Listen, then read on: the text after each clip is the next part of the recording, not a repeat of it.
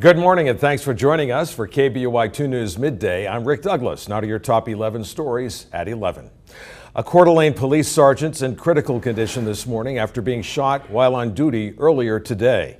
Authorities say Sergeant Greg Moore was checking on a suspicious individual when he was shot by a man they identify as Jonathan Renfro. Police say Renfro took Moore's patrol car and led them on a high-speed chase on I-90 toward Post Falls. Renfro then abandoned the car and ran. He was located in the axle of a truck near the Post Falls Walmart and arrested. The Spokesman Review reports this morning that Idaho's Secretary of State will not comply with a request by the Coeur d'Alene tribe to certify the repeal of slot machine-like instant racing at LeBois Park. Lawrence Denny says although the tribe has the legal right to request a repeal, he doesn't think he has the authority to do as they ask. And Denny says he's convinced the matter will end up in the courts. The BLM says it has closed Skinny Dipper Hot Springs for 5 years. The agency says people put in piping and concrete on the public land back in the 90s without permission, and a makeshift toilet was fashioned inside a burned-out tree. Authorities also say the area has been a magnet for crime, including underage drinking and illegal drug use. Melissa Coster visited a few times in high school and college. Did you ever see anything sketchy while you were up there? Yes, we encountered some domestic violence when we were up there, and the police were actually called and everybody was escorted down from the hot springs by the authorities. The BLM says the closure order can be repealed, but the deadline for that is May 28th. People caught smoking on the Boise State campus will now take a hit to the wallet. A new revision to the university's smoking policy kicked in last week. Anyone caught smoking on campus could get a $15 ticket, but campus security also will be giving out warnings. Boise State adopted its original smoke-free campus policy back in 1988. Democrats in the Oregon House yesterday pushed through a bill making it illegal to transfer a gun to someone who isn't a close relative. Private sales would have to take place in front of a licensed gun dealer who can run a background check. The legislation would make Oregon the 8th state with universal background checks. The bill now goes to Governor Kate Brown, who has indicated she will sign it.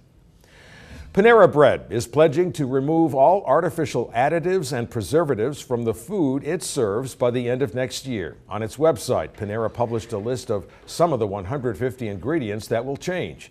Panera's CEO says the restaurant chain wants to provide better food to its customers and that better food starts with simpler ingredients. Panera joins several chains pledging to make their food more pure. The company is scheduled to open its first Idaho location in Nampa next month.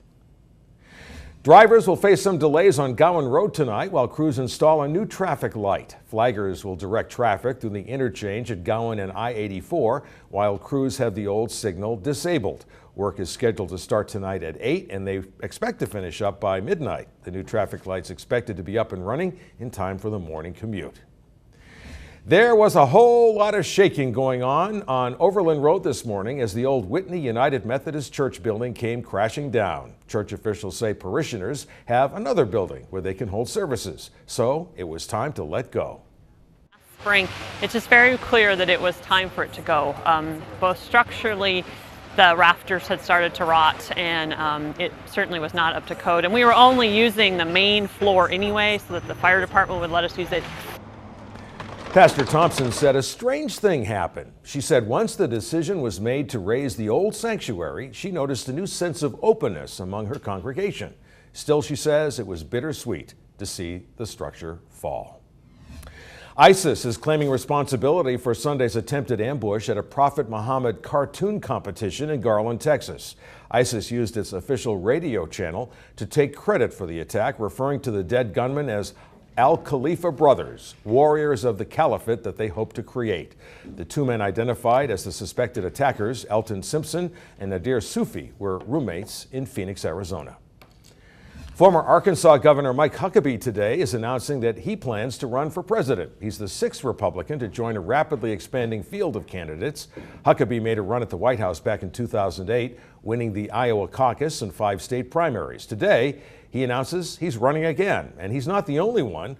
Former Hewlett-Packard CEO Carly Fiorina joined the race yesterday, touting her business credentials as a counterpoint to Hillary Clinton's political experience. Several citrus growers in California are resorting to an unusual tactic, to fight the drought. They're painting their trees. Farmers cut back the lush green canopies that usually protect the tree's bark in an effort to save water. So the paint protects them from getting sunburned. Farmers say cutting back the foliage could help them reduce their water usage by as much as 80%.